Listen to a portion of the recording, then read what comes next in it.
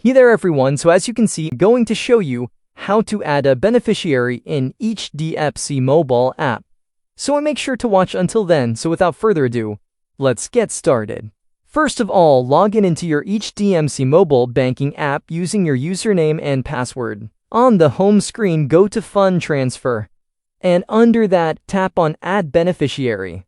Now, you will be asked to choose if it's within HDFC Bank or another bank. Just select the one that fits your needs. And after that, just enter all the required info like beneficiary name, account number, and etc. So, of course, just double check everything. Once you are done, you will be asked to review the details, then tap Confirm.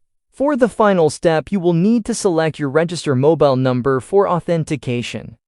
An OTP will be sent to you via SMS. Enter it and hit Continue. And that's it, your beneficiary will be added shortly. And that's how simple it is to add the beneficiary using the HDFC mobile app. So thanks for watching, and I will see you in the next one.